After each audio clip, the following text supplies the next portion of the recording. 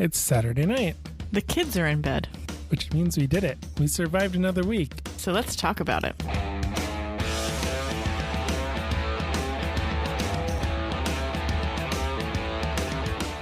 From our latest homebrew project, To kids' crafting projects. it's just talking life with 2 young kids and 2 dogs. Grab your favorite beverage, sit back, Relax. and see where the conversation takes us. Sometimes we don't even know until we get there. This is the Craft Parenting Podcast.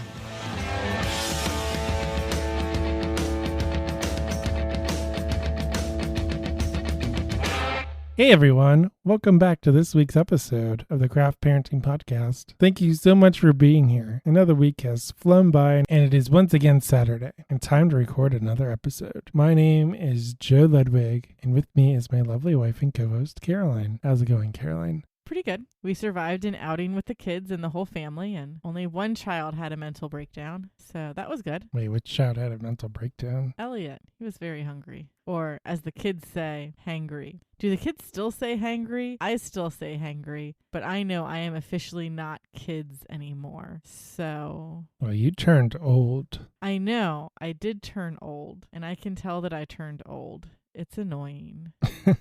Wow. We have another great episode planned out for you this week. We're going to talk about our true firstborn, Zoe, and how we acquired her. So, where is Zoe right now? She disowned us. I'm pretty sure she's in our bed pretending like we don't exist. Zoe is currently on probation and has limited use of the house when we are not actively supervising her right now. So she's not huge fans of us. And this isn't even because of the cicadas either, because the cicadas are dead. Yeah, the cicadas are all gone. She can hang out outside as much as she wants to now. Inside is the issue. Yep. But it's like Harry Potter. She's upstairs wishing that we didn't exist. Upstairs, making no noise, pretending like my family doesn't exist. Yes. Ah, sleep number bed. That's the only thing she really cares about. I turned it to 100, so it's super hard. I don't think she cares, though. She's like, no sister, no parents, stretchy stretch. So we're going to talk all about Zoe and how we got her. So let's dive in and get started.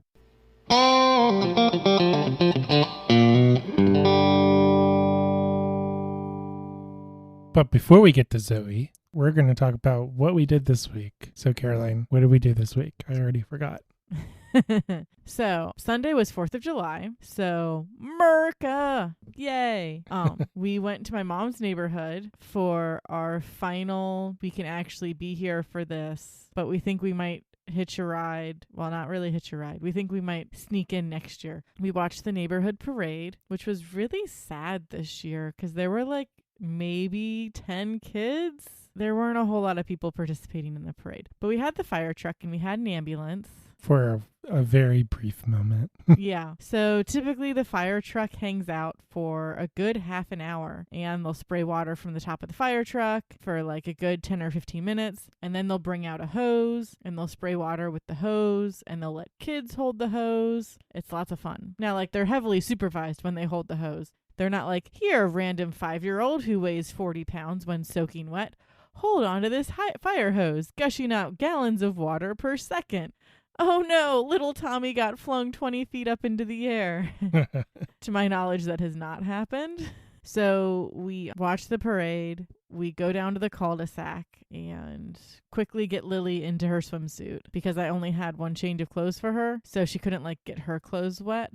So I quickly got her into her swimsuit and we played in the gutters while the fire truck was there for about 5 minutes, and then they had to pack up because they had got a call. So usually like once every 3 years or once every 4 years, they're only there for about 5 or 10 minutes because they get a call and they have to go, which is annoying, but it happens. But there were hot dogs and chips and stuff. So we got some hot dogs and some chips and we hung out and had like a picnic lunch in somebody's front yard. They had a tree, there was shade, there was space. We sat there. Of course, on the drive home, Lily fell asleep in the van, which was unfortunate. We knew. We anticipated that. Yeah. And then I got to eat like 3 popsicles out of fear that they were all going to melt before we got home. They did not all melt before we got home. So that was good. So we drove around for a bit. Then we went to Brink so we could get some to-go beers. They were open on the 4th?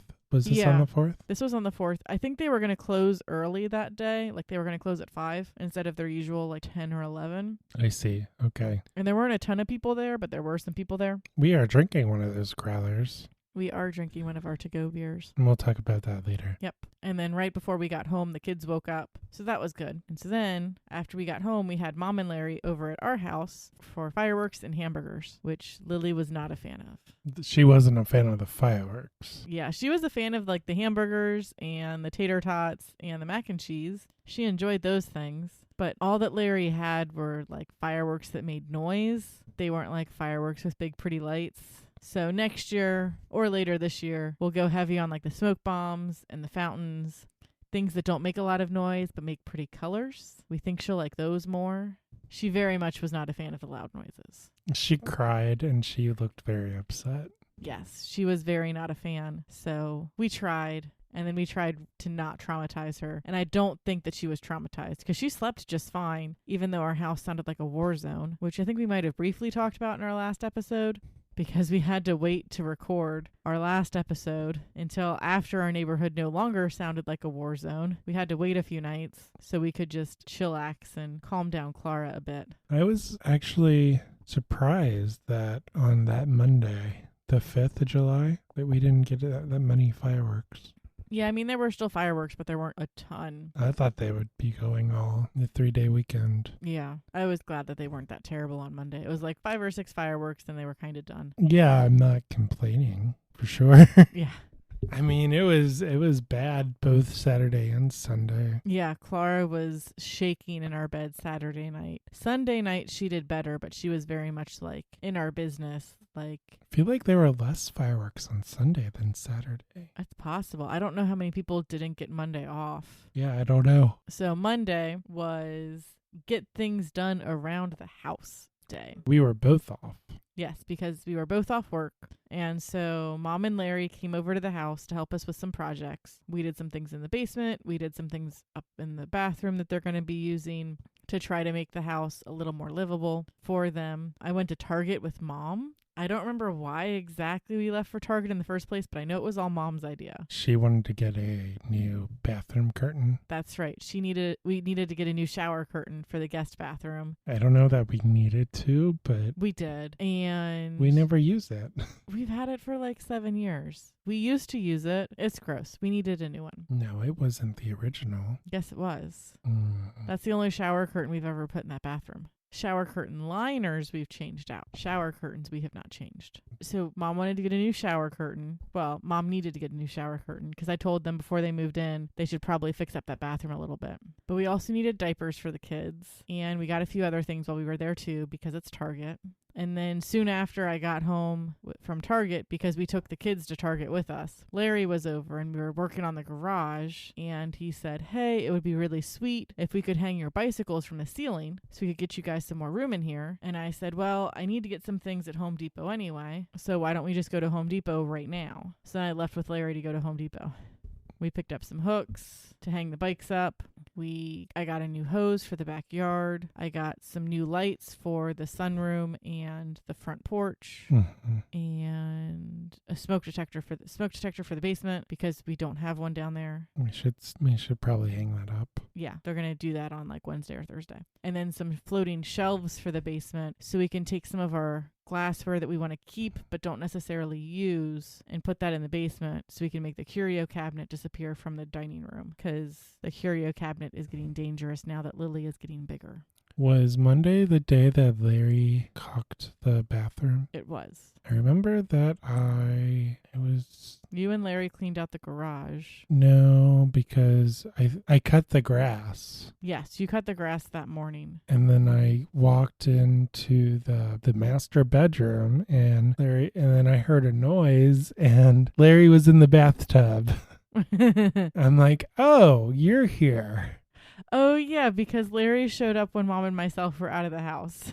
Yes. Okay. So that makes... I remember that now. Yes.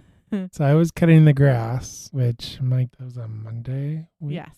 So I don't know when I'm going to cut the grass again, but It's supposed to rain. all the Mom time. said they're cutting their grass on Wednesday, rain or shine, but it's supposed to not so much rain on Wednesday. I don't know. And then on Monday, I noticed that Lily was spinning in circles and singing. And I was like, oh, that's interesting. Okay, that's a thing that we do now. And then I listened to the babbling, and it was Let It Go. It was her own little version of Let It Go. Yeah. But like, we don't listen to Let It Go all that much. We do listen to it. Maybe we listen to it more than I realize. Well, we listened to it in the context of 20 other Disney songs. Yeah, but I guess that's the one that seems to have stuck. Yeah. So I don't know. I mean, I read an entire blog post about this, so you should go to craftparentingpodcast.com and read about it. you should. It'll be a few weeks old by the time this is live, but it's still up there. And it's still cute, and there's still a video. So Yeah, there's a video. And you have to listen really closely because she goes, let it go, and then she just babbles. it's so cute. And she is going to be talking sentences. Well, she is talking sentences, technically. We just don't know what she's saying. It's just gibberish Yeah. at the moment. But I feel like when this is live, she will be talking real human language, Yeah. English. Because she's starting to super assign names to things. So it used to be Elliot was baby. Now he's Bubba. And like he has consistently stayed Bubba for like the last 2 days. Which I know isn't like super consistent. Like it wouldn't usually be considered like super consistent. But like even without prompting, that's what she's calling him. Well, Hillary said that that's pretty common. Yeah. Bubba is pretty common because it sounds like brother. But it's hard for them to go bruh. Yeah. And then eventually when they're teenagers, just everything is bruh. I guess so. Bruh. It's there in my mom's group. It's like you go from mama to mommy to mom to bruh. No one prepared me for the bruh. So Tuesday, I was still off work because I work Monday, Wednesday, Friday. So I took the kids to the walking trail after we ate breakfast, and it was warm. I'm glad the walking trail is shaded. If we had gone to Veterans Park, I might have died. I don't know, because Veterans Park has very little to no shade. You walked most of the trail. No, I walked all the trail. You walked all the trail. Yeah. I went from the elementary school, I went up the hill and down the hill, and then I walked the trail, and then I walked back to the elementary school. Which is more than we do when we go to First Watch. Correct. Usually we end up doing about half or a third of the trail. I did the whole thing. And the kids behaved. They did. And we have a new double stroller. We do, and it's nice. I like it. It's a jogging double stroller. It's a side-by-side. Yes, which means that Lily cannot kick her baby brother, but she can steal his binky. So she did that quite a few times. I eventually just gave up because Elliot fell asleep and he seemed to not care. And I was like, sorry, bud. I guess you're just going to have to be a thumb sucker. I don't know what to do about that. I don't either. She's a little klepto. Yes, she does like to steal things. I mean, most toddlers are kleptos, so it's just a thing. So Wednesday, both of us had to work. The kids hung out at your parents' house. And after Lily went to bed, we played Where in the House Are Lily's Books? It has a hashtag now. It also has a blog post. And we'll see where else I find... Well, I mean, I've already have some photo evidence of random places that Lily has left books. So maybe I will start posting those things to social media and then just add to those as I find them in more random places. But like I found books in the bathroom, in the middle of the kitchen. The bathroom? Yes, she set them on top of the toilet. At least it wasn't in the toilet.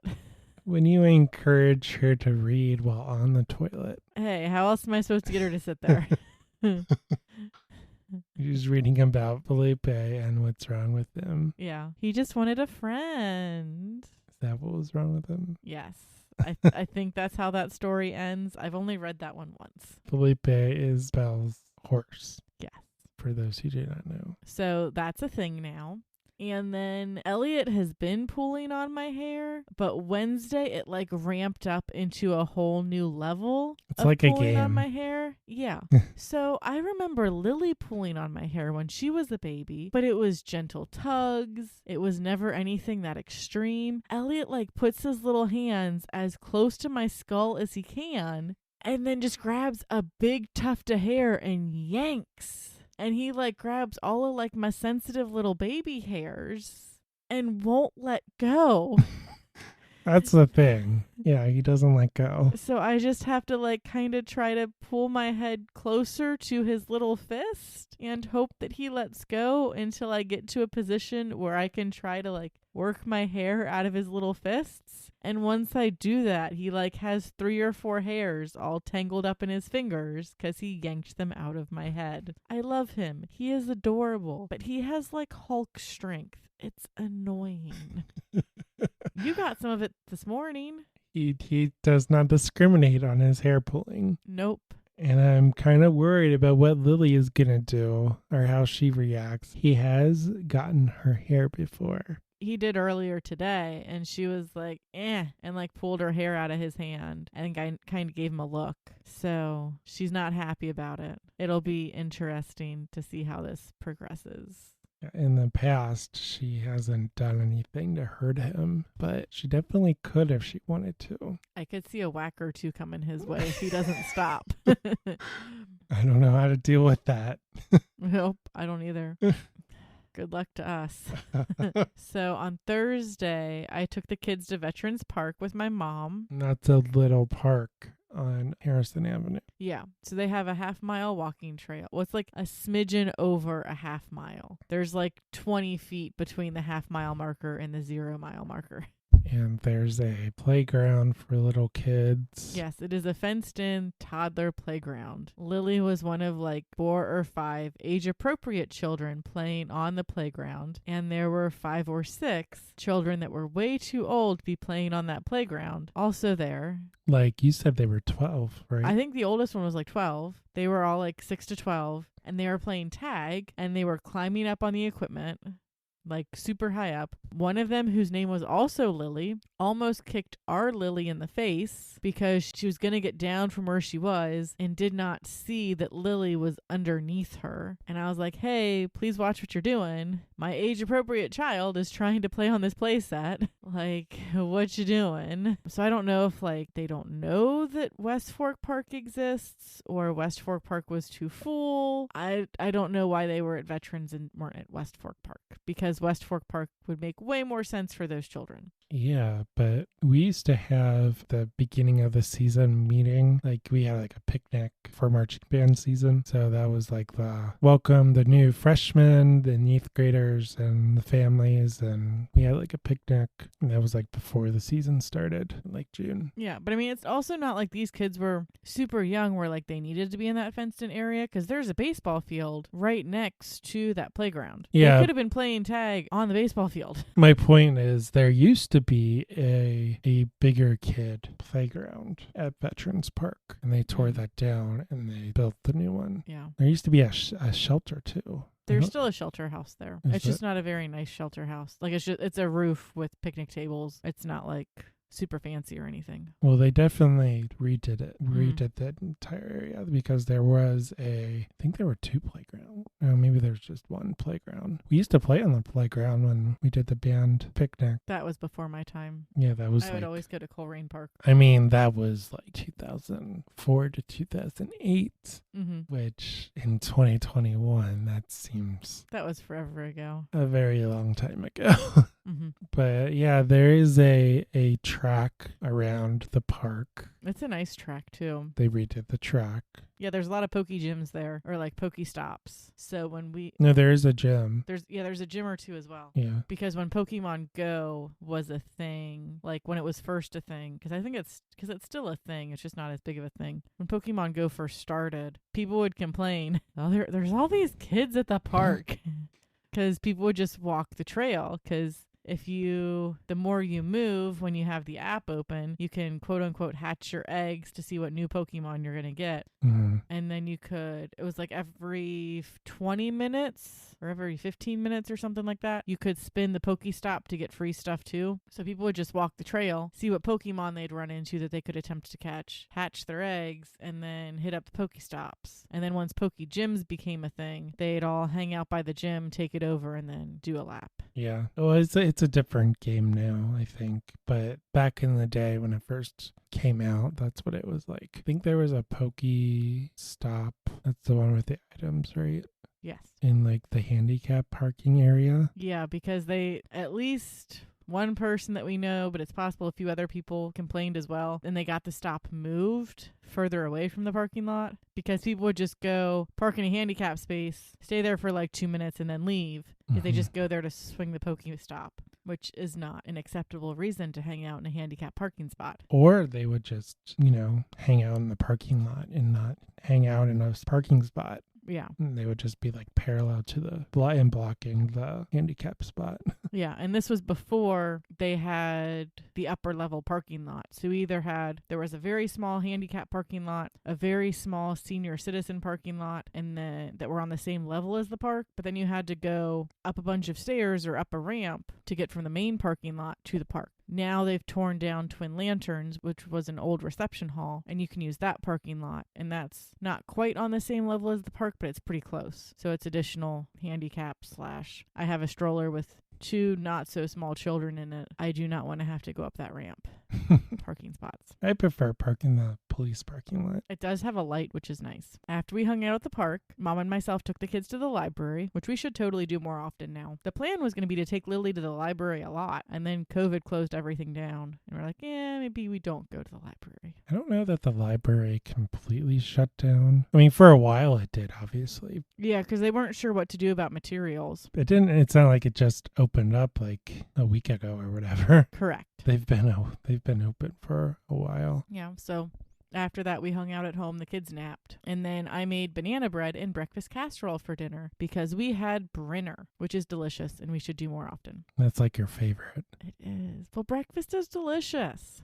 That was my Opa's favorite meal of the day was breakfast. You have all these delicious foods. He really liked cooking bacon and eggs and sausage. Mm-hmm. They're all delicious things. And all of those things, well, minus the bacon. You could put bacon in it.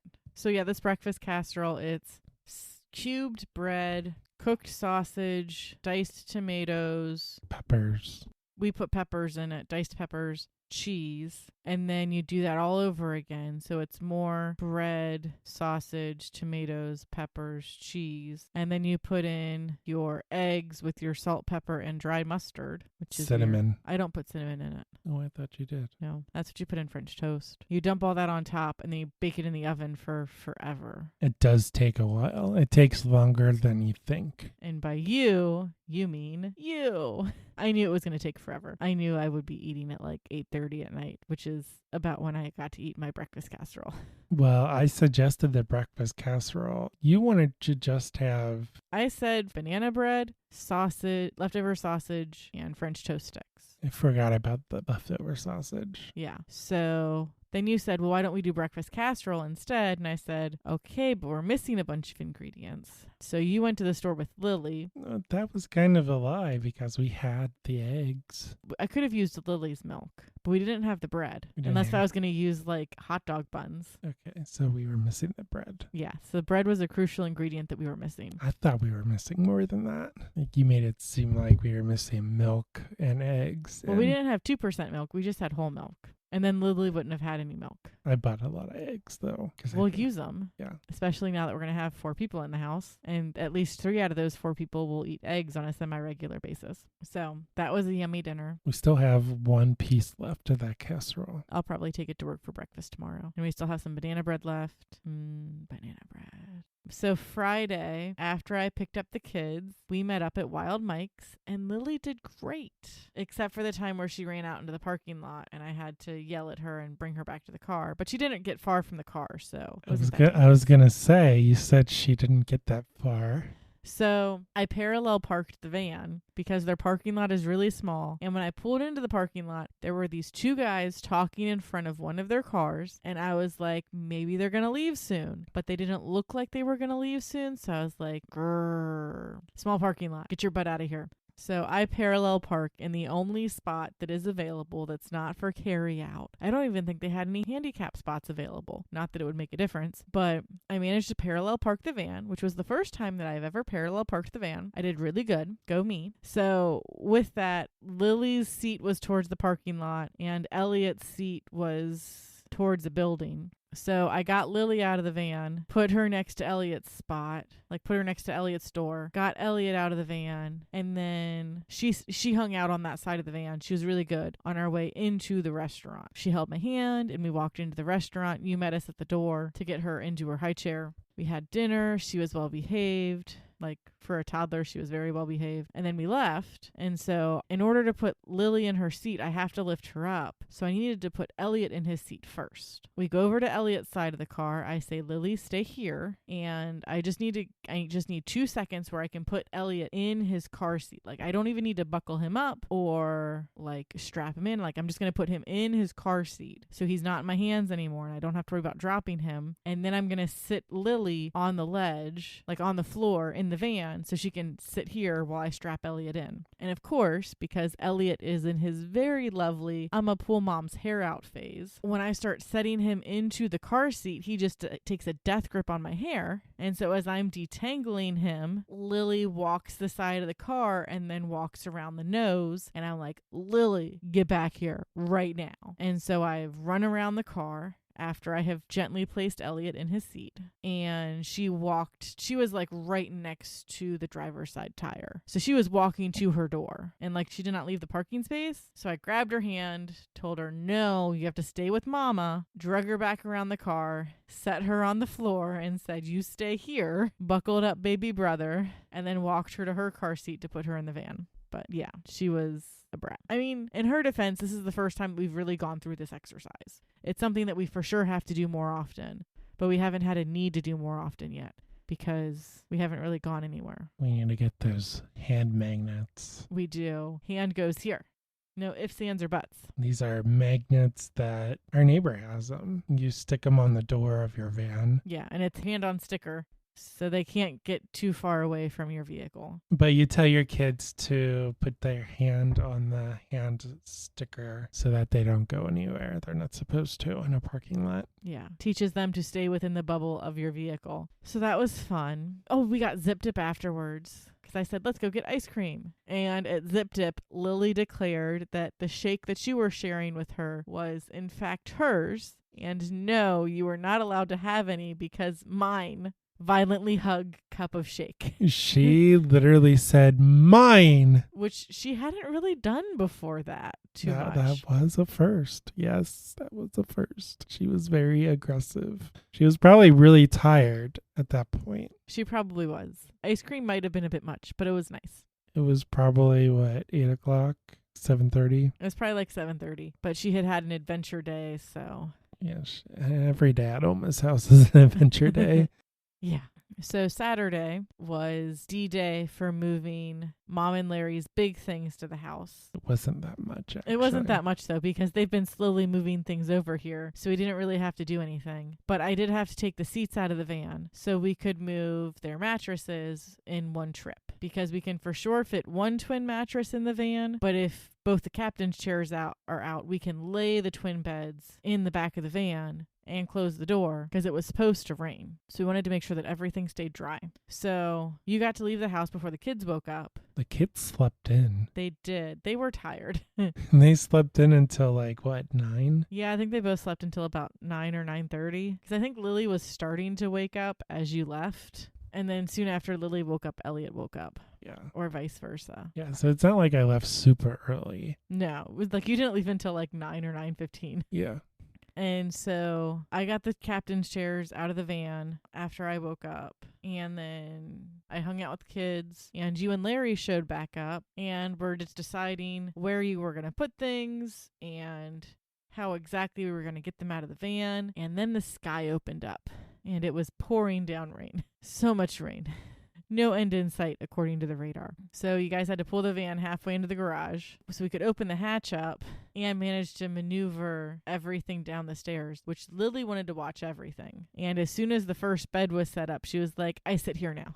And then before we could get the second bed set up, we put the other mattress on top of it. And we were like, okay, Lily, it's the Princess and the Pea. Where's the pea? You let us know. So that was her fun little toy. She tried to jump on the bed too. She did. She likes trampolines. We did not let her do that.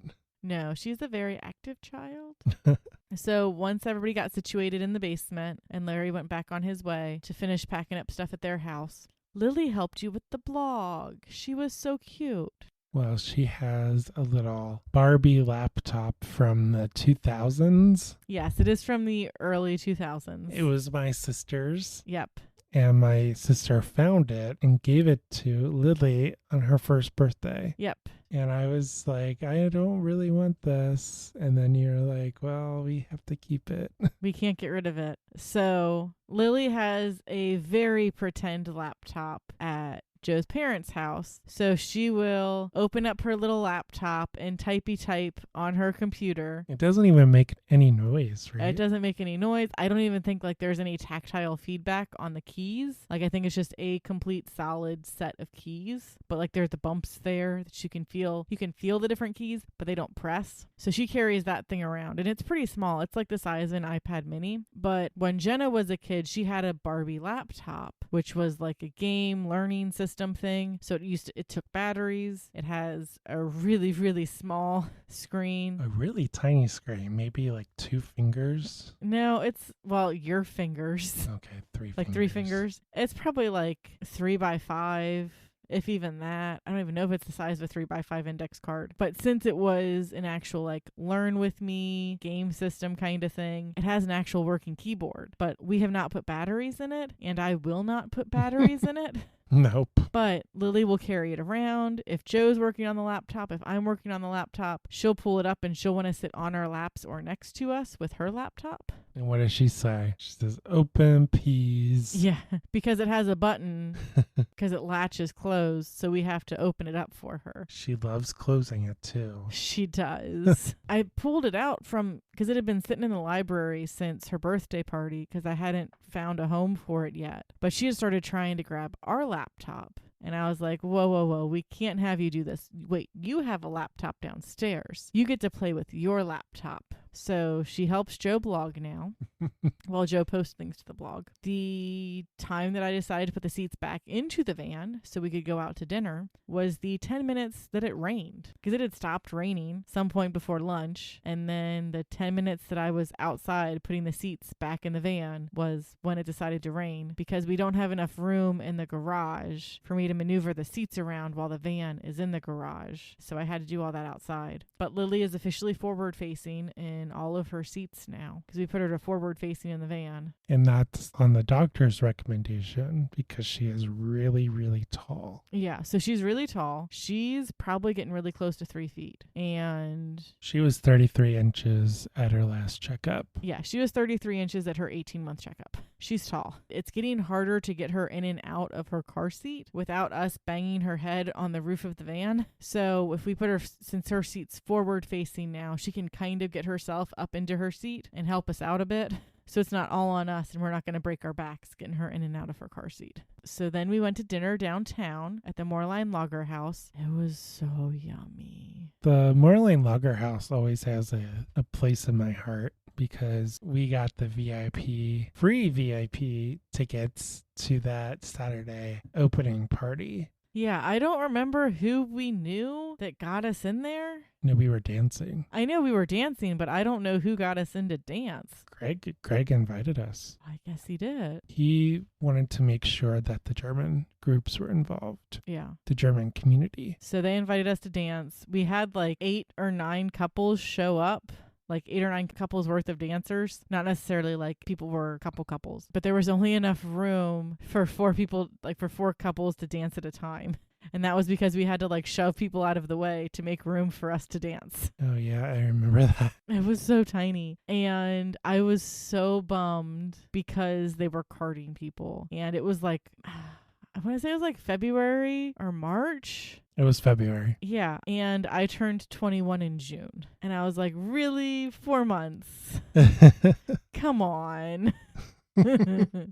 Whatever. But the food was really yummy and it was all free. They had waiters and waitresses going around with trays of food. Yeah. Like German sausages, With apple kraut. all the mustard. Yeah, different kinds of mustard. Oh, so yummy. And the food is still delicious. So I got a schnitzel a la Holstein, which is schnitzel with a fried egg on top. And it had spätzle with some kind of lemon sauce. Oh, it was so good. That's just German for noodles. Yes. They're like, but they're not like spaghetti noodles. It's more like gnocchi, but it's randomly shaped because you are like literally taking your dough through a cheese grater over your boiling water. It's so yummy. Oh, it was so good. It's not super hard to make. No, it's not. But it does take a minute to make. Yeah. Takes some extra effort. Yeah. So they have a nice outdoor balcony. It's a 2-floor building. Yeah, because it's a 2-floor building. They have a beer garden in the downstairs space, and then they have a balcony that you can sit out on upstairs. But like it was a bit too hot and a bit too humid to be outside eating dinner. So we were eating dinner inside. It did clear up, by the way. Because when I think back on Saturday, it's like, was that 2 different days? Yeah, because like the morning was really nasty, and then the afternoon was really nice, or like relatively nice. Oh, the sun was out, and it was... And like they said it was supposed to rain again, but we never got any more rain. Right. Or maybe it rained overnight. I don't know. But when we went out to eat, it was beautiful. Yeah. So Lily ran around the balcony. She just ran back and forth and back and forth and back and forth. We wore her butt out. And then after dinner, we all went back to Joe and Judy's house. Dinner was for their 35th anniversary / everybody's birthdays that happened this summer. So we got some cake. The kids did really well until about 10 minutes before we left. And then Lily was just like, I want to run around all the time. You can't contain me. And Elliot was like, feed me now, peasants. Give me all the love and attention and food. But we still got pretty decent pictures out of the kids, even though they were both kind of in moods. And then we all had some ice cream cake that was really yummy. And that brings us to now. Yeah, that was the week. It was long. Yes, very eventful.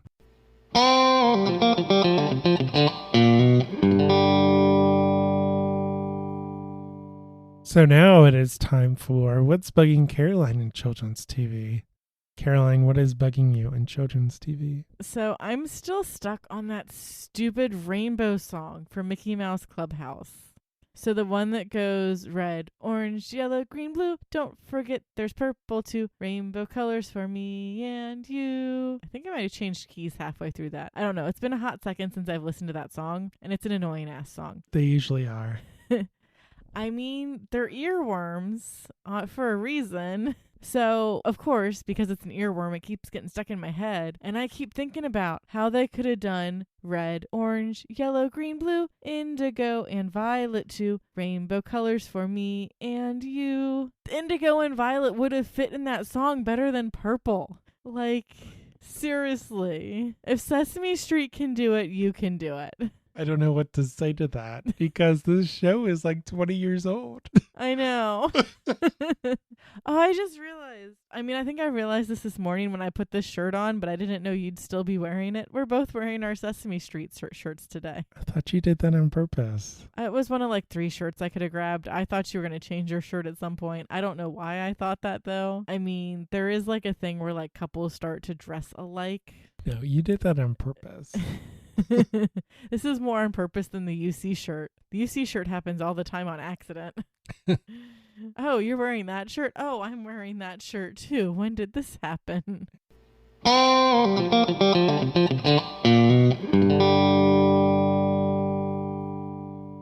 So I noticed you have an adult beverage. What are you drinking? I am drinking a Father G's Bees by Brink Brewing. It's very yummy. We are actually both drinking that. We are. Because that was part of our to-go crowler with a C. A crowler is a 32-ounce can that is packaged, that is sealed, and is good for up to a few weeks. A growler is a glass jug that's a gallon and is good for like a week or 2. Once you open it, it's good for like 2 days. And really the second day is questionable. So it is 7% ABV and 24 IBUs. The description for it is, our College Hill neighbor, Father George of St. Clair Parish, also happens to be a beekeeper. This beer features 40 pounds of honey from his harvest. The combination of maris otter, chocolate, and caramel malts provide a richness, while the honey gives a touch of boozy sweetness. They upped the ABV on this recently. It might be that they used more they used more honey, so there was more sugar for the yeast to eat and poop out some more alcohol. Maybe. I don't know. I feel like it was closer to 6% back in the... I feel like it was too, but it's still really yummy. Oh, yeah, it is. It's yummy. It's probably one of my favorite brink beers. And I say that knowing that there's all these seasonal beers that they do. Yeah. But this is a pretty regular beer that they do. It's fairly regular, yeah. We did go there a few weeks ago and they were like, well, we're brewing it. We don't have any. Yeah. Which is kind of atypical for them. Usually they do have it. And then there was the one time that they put coffee in it, and we were very taken aback because we were like, oh, Father Cheese Bees, we love that. Wait, they put coffee in it? What? I was not expecting this. Yeah, it was a very different taste. And it wasn't like it was bad. It was just we were not expecting that. No. And so like the next 5 times that I ordered Father G's, I was like, this is just Father G's. No adjuncts, right? And they're like, what? No, it's just Father G's. And I'm like, okay. Because one time they put coffee in it and it threw us for a loop because we were not expecting it. Well, on the board, it just said Father G's. Yeah, they didn't like say coffee or anything at the end. It was just Father G's. And we're like, oh, we like that. Yeah, no one warned us. No, it's a very different flavor profile when you have a bunch of coffee added to a beer, and it's fine. You just have to tell people. It's like when you expect cherry and you get sour apple. Yeah. Or something. Yeah, that would work. It happens with food all the time. You expect one flavor and you get a completely different flavor. Yeah. It throws you off. But it's good. I like it. I wish they did it all the time. I'm glad that they are utilizing local honey. Yeah. That's really cool. And I mean, I'm sure part of it is that Father G can only spare so much honey. And they've kind of locked themselves into that niche of we have to use Father G's honey. I don't know. I don't personally know Father G. Or how many beehives he has. Right. So that was what we are drinking. It is very tasty. Mm-hmm. So cheers to the weekend, and Lord help us in the week ahead, because starting tomorrow, we are going to have to do it all over again. Wait, what? We got to do this all over again? We have to do it all over again. Time marches on, as one great band once says. More crazy adventures are ahead, and we will make sure to share them with you each week right here on the Craft Parenting Podcast.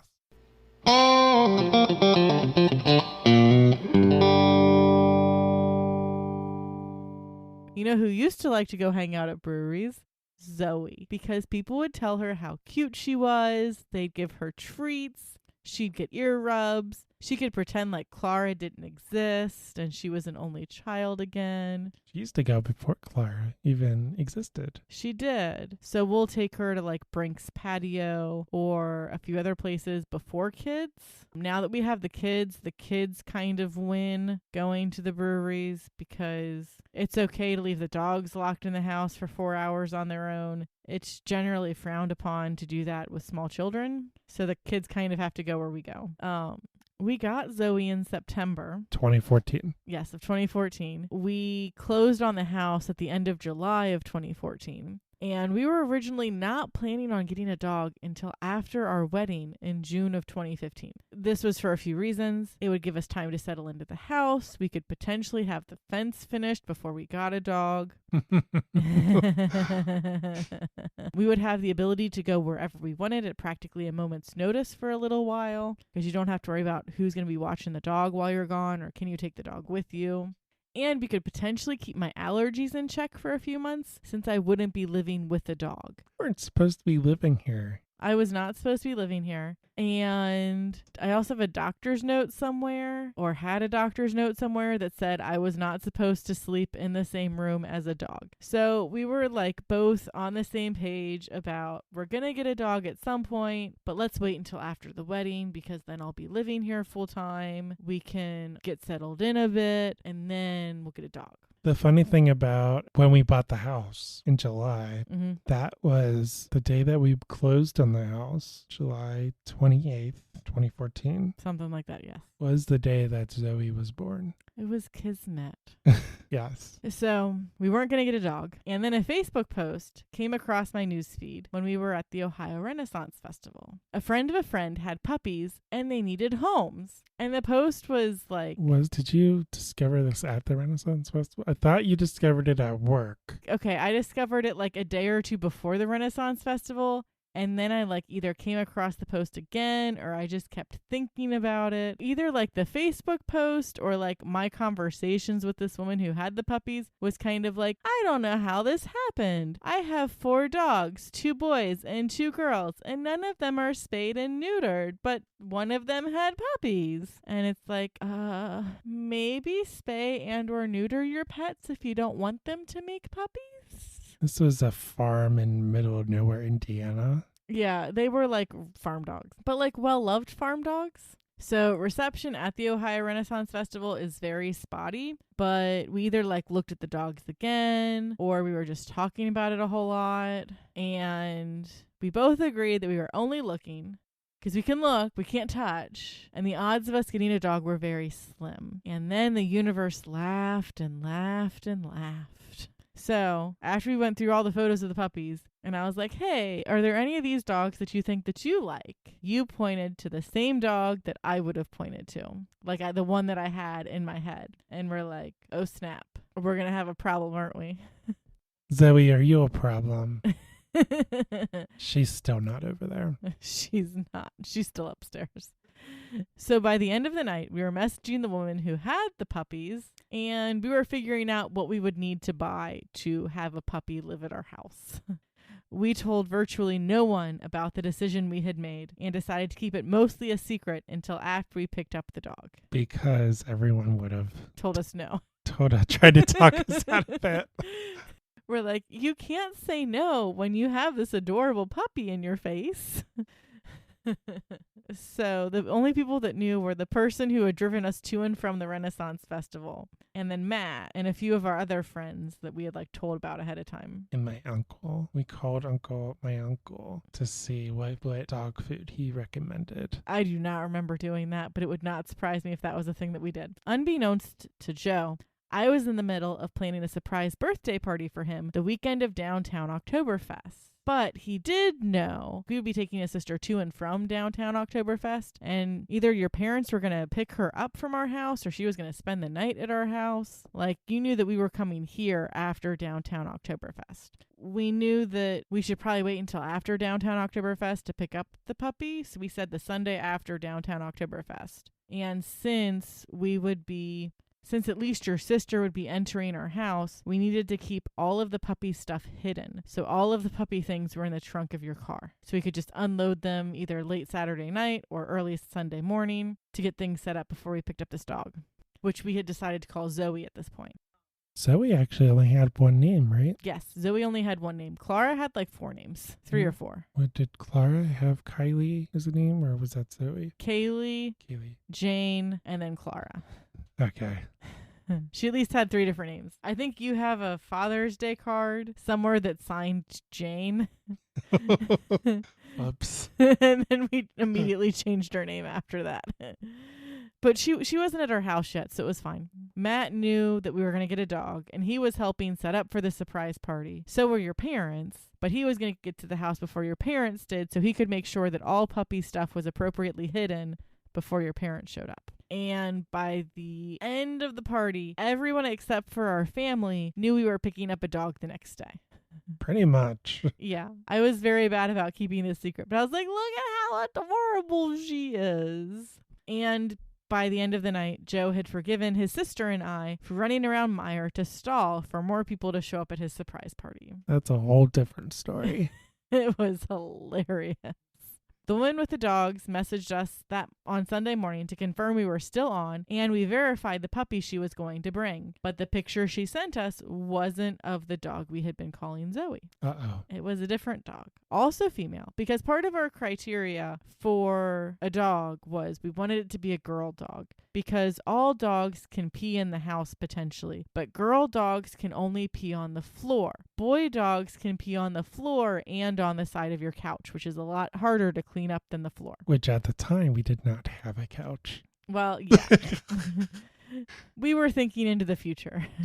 We knew there were fewer possible ways a girl dog could pee in the house than a boy dog. But we lived through my parents' dog Buddy as a puppy, and he tended to pee on things. Yeah. So we were like, okay, it's a different girl dog, but that's okay. We can call her Zoe instead. Like, she's still cute. And then we were like, oh, well, we thought we were going to get this dog. And she's like, oh, I still have that dog too. I'll bring that dog instead. We're like, ah, sweet. Okay. We still get Zoe. So Zoe stayed Zoe. And then we met her. We met this woman in a gas station parking lot. I gave her $25. She gave me a puppy. And then we went our separate ways. It was semi-jank. But she dewormed Zoe. No, she had given her first round of shots That she had purchased at a Tractor Supply store. Which later, when we met with our vet was like, I don't count that as a round of shots because you don't know how these vials were stored at the Tractor Supply store. The vaccines might not be good anymore because they got too warm or too cold. You really shouldn't be buying this stuff from a Tractor Supply store. And I'm like, don't shoot the messenger. I was not the one who gave her these shots. I'm just telling you, this is what we were told. So after we got home with our puppy, our friends Molly and Matt came over and they met Zoe and played with her for a bit. And then we got into the car to head to Joe's parents' house for dinner because Sunday night is family dinner night, or at least was at that point. Oh, Zoe, by the way, she was small. She was only 8 weeks. Yeah, she was tiny. She had bright blue eyes. It was like gem blue eyes. They were so bright. Yeah, she was really tiny. So one of us drove, the other sat in the back and held her. I'm pretty sure you sat in the back and held her because you were jealous of me getting to sit in the back and hold her on the way home from the gas station. Yes. So then we got to my parents' house, and I think you called them, and you were like, please bring Buddy and Bella, my parents' dogs, outside. Come meet us in the driveway. On a leash so that we have something to show them. They were very confused. I think I actually had to bring the dogs outside and be like, yo, we're doing this right now. Come on. Because everyone was like, what in the world is going on? Everyone was so confused. Was Josh living with me? Josh was still living with your parents at that point. And my sister was living there too, and they were just so confused. They were probably sitting on the couch watching TV, and you're like, come on, we're all going outside. Get off your butts. And then at the end of the driveway, there was me and a little itty bitty puppy with a really tiny leash, probably like a 3-foot. It was like a 4-foot leash. It was a small leash for a small dog. It was a very small leash. At the time, she was small. She was very small, yes. She was probably like, 5 pounds? Yeah. Everyone was like, oh my God, there's a puppy. She is so cute. And looking back on this, that could have gone really badly. It could have. Fortunately, Buddy and Bella are both very chill. No, I just mean just buying a dog from a random person. Oh, yeah, like almost sight unseen. It's like you've seen a picture on the internet. You haven't actually like seen video of this dog in action. Right. Yeah, it could have been like a 10-year-old dog, or as my parents found out, a 5-year-old dog. Yeah. Oh, this dog isn't in fact 1 year old. What? Yeah, so it could have gone badly. It could have, it did go right because Zoe was actually 8 weeks old. Just how much you can do in 8 weeks to a puppy. That'll leave long-lasting damage. So yeah, Zoe was pretty chill. She was used to being outside all the time. She was used to being outside all the time with her brothers and sisters, and she did nip a lot. She bit. She was a very chewy puppy. She liked to chew, and we think that's because she chewed on her brothers and sisters. Yeah. Well, she still has a white mark on her nose because when we picked her up, she had a little scab on her nose. And so I think like one of her brothers or sisters got her in the snoot, and now she still has like a permanent white patch of fur where that little scab was. It's cute. Had dinner with your family, and then you went home with Well, I guess we both went back to our house, and then I went to my mom's house to spend the night because I was watching Spunky because my mom was out of town. And then you had a puppy all on your own in the house, and she was not happy about it. I don't remember. I remember you complaining the next morning that all she did was cry. She did. Yeah, I guess she whined a lot. Because she was used to having brothers and sisters to snuggle up with, and now I'm on my own in this strange cage. And we kept her in the kitchen under the breakfast bar because at the time we didn't have cabinets. Yeah, so it was like, here, this will be your little cave, your place to hang out. Mm-hmm. And then I think like on Monday after I got home from work and I let her out, that's when we discovered that she had worms, because all puppies have worms. We just didn't know that at the time. And so I immediately scheduled her a vet visit, and the night after her vet visit was the night that I stayed at the house with her and you stayed at my mom's house, and she slept through the night for me. She did just fine because she had all those shots in her that her little body was like, I'm so tired. I don't remember spending the night at your mom. I don't remember this. You only spent one night at my mom's house because I think like they came home the next night or something like that. I don't remember that. You took care of Spunky one night. I took care of Lily. Not Lily, Zoe. Whoa. Why didn't we just bring Spunky over here? I don't know. Are you sure we didn't do that? No, we didn't, because we should have. Did your mom know that we had Zoe at that point? We called her up at some point and told her we got a dog. I want to say we did that at some point on Sunday. So we crate trained Zoe, which meant that when we were not in the house, she was in her crate, which was her safe place. It was where we used to feed her meals until we discovered that we couldn't feed her meals in there. We fed her meals next to her crate. And so it was just like, this is your space. No one else will go in there. We would throw some toys in there with her, maybe some treats when we left. Kongs. Yeah, normally Kong stuffed with peanut butter that we'd thrown in the freezer. So after she was a year old and she wasn't having any accidents in her crate anymore, so we picked her up in September. In March-ish, she started sleeping in our bed because We're pushovers. Joe is pushover. And we weren't home a whole lot because it was the week of Easter. We were very busy being away from the house. So we felt bad about she was getting a lot of crate time that week. So we'll let you sleep in our bed with us at night, and then we'll revisit if we're going to continue doing this. And she still sleeps in our bed. She didn't really have a whole lot of accidents. She was waking up less in the middle of the night. I want to say after her first or second week of being in the house, we moved her crate up into our bedroom from the kitchen. For a while, we would physically move her crate back and forth between the two spaces, because our friend said if she sleeps in the same room as you, she might do better at night. And she did do better at night after we did that. But so when she turned a year old, we did a trial run of her being out of her crate during the day. And the first day she did really good. The second day We locked her in the kitchen because we have 3 points of entry into the kitchen. Yeah, and they're all about doorway width. So it's really easy to put some baby gates up. And so we locked her in the kitchen during the day, right? No, we gave her the living room. We did give her the okay. We locked her in the kitchen after she got spayed because she was in the cone. We just left her in the kitchen. But for her trial run, we gave her the living room. The first day she was fine. The second day she peed on the floor. The third day she destroyed her dog bed and maybe peed on the floor as well. So we said, okay, you are not ready for this much responsibility yet. Back into the crate you go. And she continued to be in her crate during the day until she was about 2.5 or almost 2.5 years old. Was it really that long? Because it was after we got Clara. Because we had 2 crates for a while after we had Clara. We had a crate in the living room for Zoe, and we had a crate in our bedroom for Clara, because Clara would sleep in her crate at night for like 2 months. And then someone in the family is a pushover. And I'm pretty sure the conversation went because Clara would hang out in bed with us, and then we would put her in her crate to go to bed. And it was Joe's turn to put her in her crate for the night. And I said, okay, Joe, I'm going to bed. You need to put Clara away. And you said, oh, do I have to? And I said, it's your call, but you're cleaning up whatever mess she makes. She did not make any mess. I'm pretty sure she made a mess one night, but she was pretty clean. She didn't have near as many accidents as Zoe did. She also didn't chew on us as much as Zoe did, but she also just chewed on Zoe instead of chewing on us, which was nice. She still chews on Zoe. She does. They still go at it.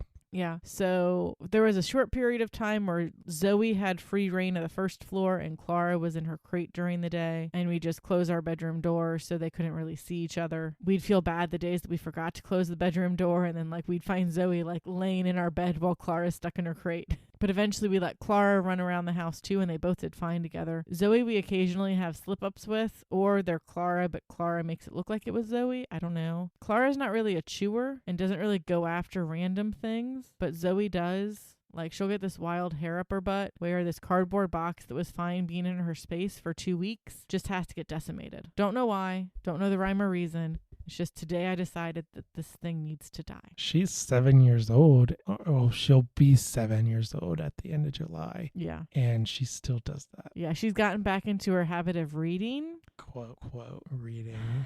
She does not understand the concept of reading. She thinks that you learn by eating the words. It's very frustrating. She likes to destroy books. That's like her hobby. Yeah, so that's a lot more in-depth into the gotcha story of Zoe. We probably rushed into getting a dog a little bit, but it all worked out in the end. I kind of wonked my schedule a bit, so I would go into the office earlier so I could leave earlier. You kept your schedule about the same because you were working more like 9 to 5 than my like 8 to 4, which I then changed to like 7:30 to like 3:30 or something like that, just so I could get home a little bit sooner. And she would have shorter amounts of time in her crate without anybody here. And for context, we didn't really say what Zoe is. Like we haven't yet. What her breed is. Do you want to do that now or do you want to do that later? Let's do it now. Okay, so Zoe is a Doberman Boxer Husky Shar-Pei mix. The Shar-Pei is the only lazy one out of those 4 breeds. All of the other breeds are like high energy, mild to high intelligence. Mm-hmm. Like, you gotta wear them out physically and mentally. Yeah, and Zoe was definitely a really difficult puppy, I would say. We talked about the chewing issue. Yeah. We didn't talk about the hyperactivity. No, she was a very active puppy. She's still a pretty active dog when she wants to be. Like, she'll run around the backyard when she, not as much as Clara, but she will run around the backyard. She will chase stuff. Mm-hmm. Like, we have bunny rabbits apparently living in that bush. Yeah, there's bunny rabbits, there's birds, there's squirrels. Mm-hmm. They try to catch them all. Yeah, and Zoe will be the one out of the 2 that, even though Clara is a hound dog, and technically is the hunter of the 2. Yeah, Zoe has a bit more patience, where Zoe will kind of stalk a bit further than Clara will. She stalks and she acts like a predator more than Clara does. Clara has a little bit of that lab in her where she's kind of clumsy and goofy. Yeah.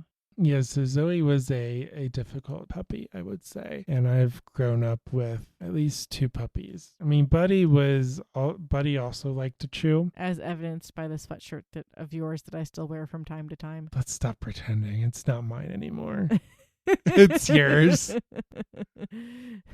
What's yours is mine and what's mine is mine. It was co-opted by you a long time ago, so it is yours. But yeah, the sleeves are completely torn apart. I think you repaired them though, for the most part. No, Maybe I might not. have fixed like 1 or 2 holes in it, like right when we started dating, and then I just gave up on it. It's just holes everywhere. But I would come home and essentially Buddy would play tug-of-war with my sweatshirt. That tracks for the way that sweatshirt currently is. And I don't think I discouraged that. You probably didn't.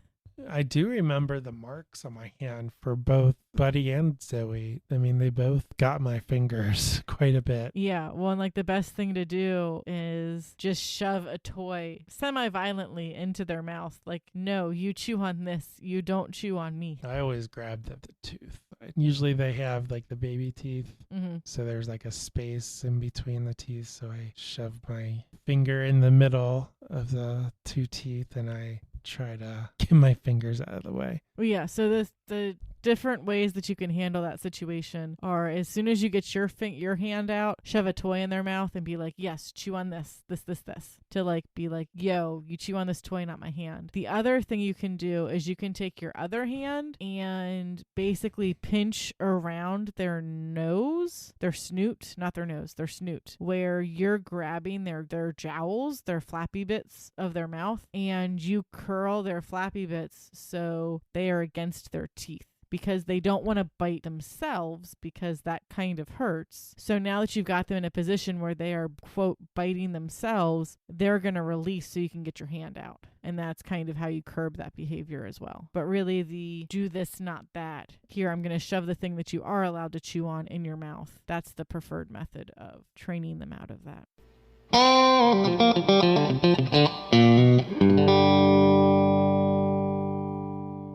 So for those of you out there thinking about getting a new dog or a new pet in your life, we're mostly going to cover dogs. I've had cats in the past, but it was a very long time ago. I had fish. They did not do well. Do not claim to be an expert in fish at all. So for the most part, we're going to cover dogs. But this list can pretty much cover most things or get you to figure out maybe there's a different pet that would work best for you. So things that you need for a new puppy / a rescue dog. And this list is surprisingly similar to what you need for a baby. So you need a safe place for them to sleep.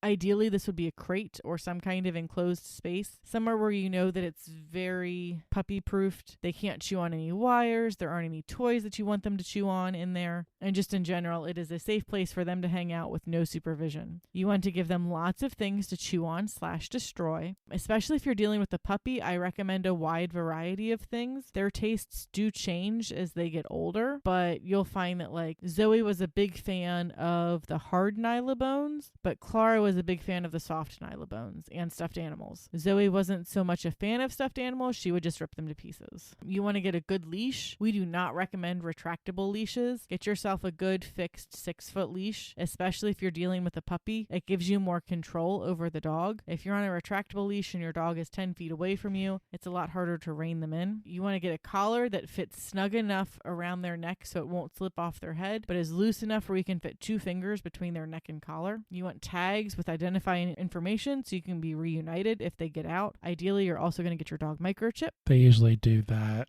when they get spayed. Yes. At least our vet did. Yeah, our vet decided to get our dogs microchipped while they were spayed because since they're knocked out, they're not going to feel that larger needle with the microchip in it because they're already knocked out. And then you want either a fenced-in yard, a tie-out, or the patience to take them out on leash all of the time. Rain, snow, sleet, or hail. Your dog decides it has to go outside. Your butt has to go outside with them. We didn't finish our backyard fence until, what was that, 2019? Yep, before Lily was born. I think it was the May before Lily was born. Yes, and that was like the greatest present ever. I vividly remember taking Zoe out as a puppy, like during this before we were married time. Mm-hmm. So she was between 8 weeks and a year old. I vividly remember taking her out when it was below 0. Yep. And there was snow on the ground. And Zoe's like, this is great. And you're like, go to the bathroom. My toes are going to freeze off. I remember thinking, children wake you up in the middle of the night and you have to go and change the diaper and feed them and stuff. But at least you're not outside when it's negative wind chill out. At least you're doing it inside. Yeah. And they're cuter. I don't know. Dogs are pretty cute. Yeah. So figure out what your bathroom situation is going to be for your dog. And then you need to get more chew toys because they destroyed all of the chew toys that you had purchased previously. Just if you think you have enough chew toys, it's probably wrong. You probably need to get more. And then, so those are things that you need. You probably want to stick with whatever food it is that they are currently eating and then slowly transition to whatever food it is you intend to feed them all of the time because dogs can get a very big shock to their system if you suddenly change their food. I mean, it's not a comprehensive list of things that you need, but those are like the basics of things that you need for a new dog. And then things to consider before you get a dog or really any pet. This kind of applies all across the board. So 1, are you okay if some of your items get destroyed or permanently damaged? Some dogs chew on everything. We got very fortunate that Zoe did not like to chew on wood furniture. I know you tell me stories about the coffee table that's in your Oma's basement that has chewed on by 3 or 4 different family dogs. I think it was just Penny and Max. They're 2 Labradors. Yeah, so they had a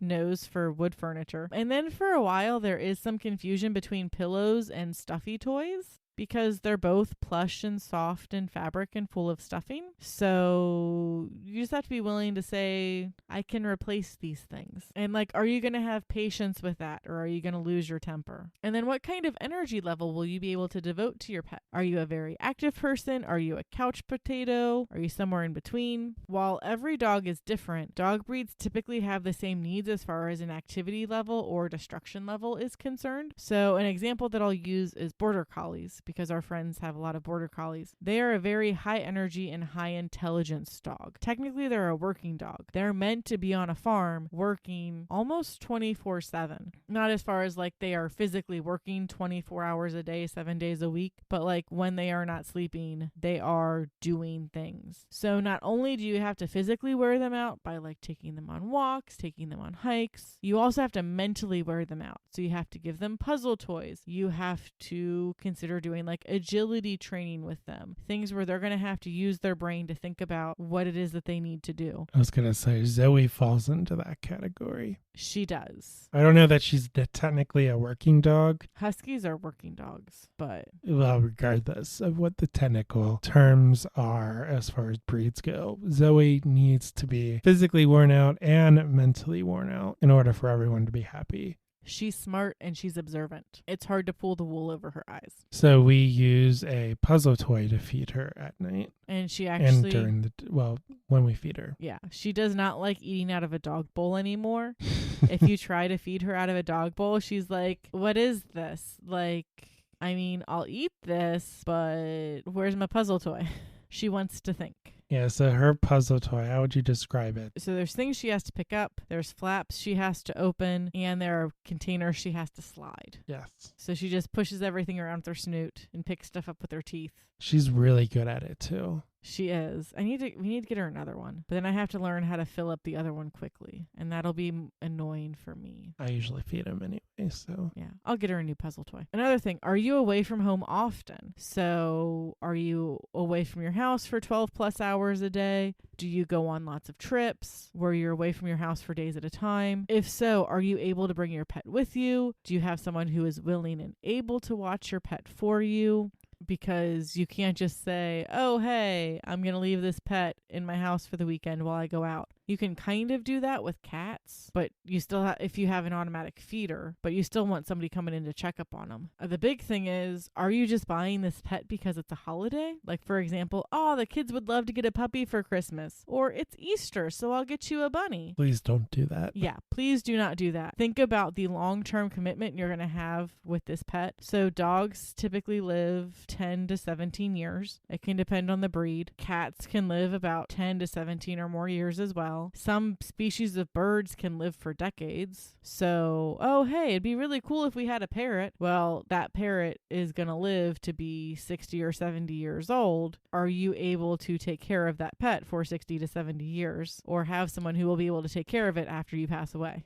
Really? 60 years? Yeah. Birds can live ridiculously long. And like bunnies are more of a commitment than you would think. And just because there are wild bunnies does not mean that you can just decide, well, us having this bunny for a pet isn't working out anymore, so we're going to go release it into the forest. Like, that's a domesticated bunny at this point. It does not have the skills to survive out in the wild. You basically just wrote that bunny a death sentence. So if you have at any point have decided that I am no longer able to take care of this pet the way that is needed to be taken care of, like find a shelter or find a good home for it. Don't keep a pet in a miserable situation just because I have this pet. I need to keep it forever and ever. Like, make sure all y'alls are happy. And then my next thing for you to consider is, do you have children, or are you planning on having children? Consider how your new pet will act around the kids and vice versa. Because in addition to training your pet to your house and your kids, you'll have to train your kids to the pet. So we don't let Lily climb all over our dogs. We don't let her get all up in their face. We don't let her yank on their tails or yank on their ears. We make sure that they give each other their own personal space. And now, when Zoe and Clara were puppies, we played with their tails, we played with their paws, we played with their ears, we got all up in their face. We made sure that they were okay with those interactions, just so we knew that if somebody got up into their face relatively quickly, they would mostly be okay with it. We'd have to worry less about them reacting in a negative way.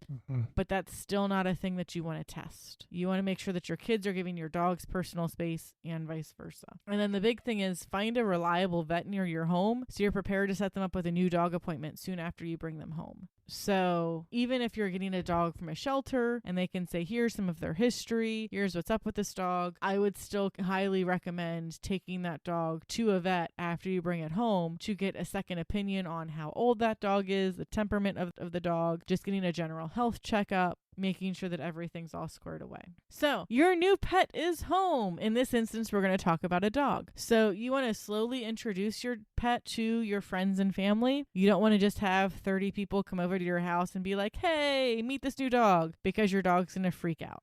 Slowly introduce your dog to new people. Try to get them acquainted to this is your space, this is your home, before having friends or family bring over their dogs, so they don't get confused about thinking that they have to try to compete for space. And especially if the dog is a rescue, you want to take everything with minuscule baby steps, because there might be some part of their history that no one is aware of, and you might accidentally trigger something in them because you didn't know that 1 out of 10 times when the man of the house would take off his belt, he'd beat the dog with it. So when you go to take your belt off, your dog starts wigging out because, oh my goodness, it's a belt, somebody's going to hit me with it. It takes time to train your dogs out of those things because they have some traumatic experiences behind them. If they do. Yeah. Not all rescue dogs are like that. Some are, though. And you need to let the Stockholm syndrome kick in / have them realize that this is their new home now. I mean, essentially what it is you're just trying to get Stockholm syndrome with your new dog. Be like, yes, I am a good guy. I do have food. I do have treats. Like, you're going to be well loved and taken care of here. Like, just chill out. This is your space now. Training takes time and it won't happen overnight. So you have to slowly work with your dog a little bit every day. Work on sit, work on down, work on stay, and then work your way up to bigger and better tricks. The biggest thing is to set boundaries and stick to them. If you're not firm on the rules, it can create problems down the line. So if you're trying to teach your dog not to jump up on people, oh, but it's fine if they jump up on me, I just don't want them jumping up on other people, that now has confused your dog. Because sometimes they get yelled at for jumping up on people, but sometimes they don't. So what you have to do is you have to say, you're not allowed to jump up on anyone. Once that has gotten kicked in, then you can start to introduce the exceptions that make the rules. Positive reinforcement is your preferred method of training. So that is, you get a treat for doing the good thing. And then treats have value, and you don't need to use high value treats all the time. So you can even just train with their dog food. But if there's something that they're having trouble learning or having trouble sticking with, that's when you can pull out maybe a more high value treat of a milk bone or a piece of hot dog or something along those lines. Our friend uses air as treats. Yeah. So she's like, here, have treat. And dog's like, nom, nom, so yummy. There was no treat there. But he's so happy about it. And then make sure you keep your dog up to date on all of their shots and vet appointments. It's not necessarily the cheapest thing in the world, but they are cheaper than kids. So they do have that going for them. But they can't tell you what's wrong, and they communicate differently than humans do when they're not feeling well. So dogs are pack animals, and they don't want to necessarily show signs of weakness, especially to the pack leader. So if they're not feeling well, you kind of have to look for the cues of them being a little bit more hesitant when they're walking. A slight limp might be something that they'll present versus an actual limp. Knowing what their cues are when they're not feeling well is something that you kind of have to look for once you start to know them better as a dog. And then since they age so much faster than humans, them going to the vet every 6 months is like equivalent to you going to the vet every year and a half, because a lot can change with them in that time period. So making sure that you have those regular vet appointments, making sure you keep them up to date on their shots. Things like parvo and giardia, you don't want to necessarily mess with if you can avoid it. There are vaccines out there for those diseases for a reason. Keep your dog up to date on their shots, and you'll have to deal with less things down the line. I remember when we first had Zoe, and we took her to the vet, and the vet said, Yeah, you can't even walk her yet Yeah, they said no, you can't even walk her in the neighborhood. because of the fear of I guess it was parvo. Yeah, because That's the big one. Yeah, parvo is deadly if it's not treated fast enough. And even if it is treated fast enough, it can still be deadly. So that first week or 2 weeks, she got multiple shots, but we had to space them out. Yeah. Over a month probably. Yeah, it was once she was 16 weeks old, I think that's when she was up to date on all of her shots. And that was like, okay, you get 3 walks a day now. They're not long walks, but you need these. She was a wild child. I don't know if it was 8 weeks. I mean, we walked her before. Yeah. She was 16 weeks for sure. But it was just that one shot that we probably gave her when she was like 10 weeks or something. Yeah. One of the nurses or one of the doctors was like super like, you need to be careful about everything. And then with Clara, we're like, meh, you're fine. She's up to date on all her shots though. Poor Clara. I mean, that was a whole different story. Yeah. Very complicated. So that's Zoe in a nutshell and a very brief overview of what to do about getting a dog or other pet in your life.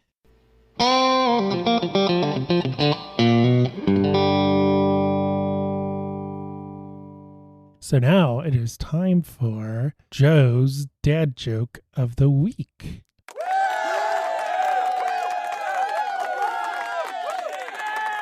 Woohoo! Yay! This is my favorite time of the podcast. I know it is. At least somebody enjoys it. This week, I have a joke that is themed around dogs. Oh, that's nice. We can stay on topic. I always try to stay on topic. So, Caroline, how are a dog and a marine biologist alike? I don't know. How are they alike? One wags a tail and the other tags a whale. Because dogs have tails and marine biologists do things with whales. That's a good one, honey. So glad that you could share that with the group. So that does it for this week's show. Thanks so much for listening. We want to hear from you. If you have ideas for a show topic, if you have comments about a previous show, maybe you liked it, maybe you learned something new, or perhaps you think we could improve. Constructive criticism only. Positive reinforcement. Yeah. Bringing it back around.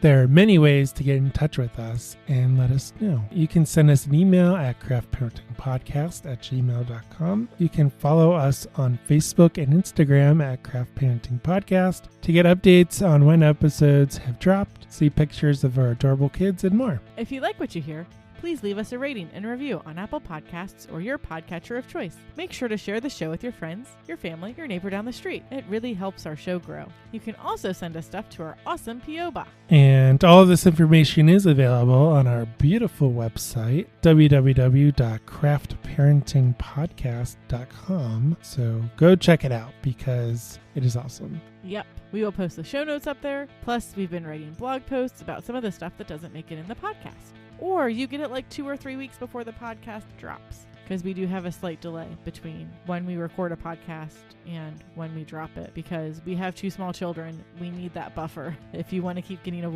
podcast every week. If you haven't done so already, make sure you subscribe to the show. We are listed on Apple Podcasts, Google Podcasts, Spotify, Stitcher, and just about every podcast app out there. And with that, I'm Joe. And I'm Caroline. See you next time on the Craft Parenting Podcast.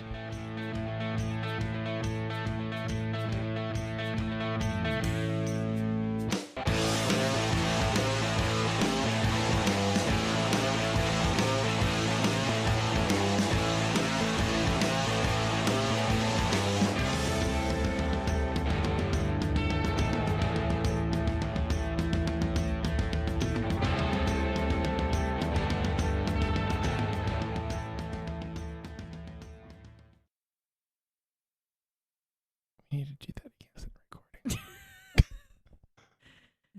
recording. Okay. I am recording now.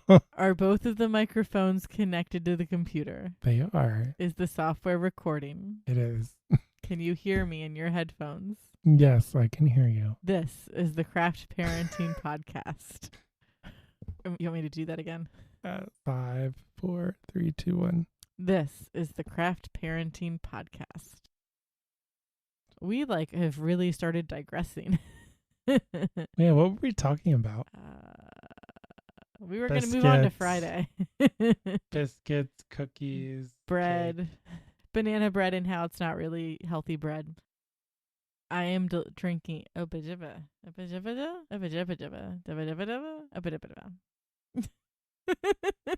my tongue got stuck. And they up the IB. Now you got me doing it.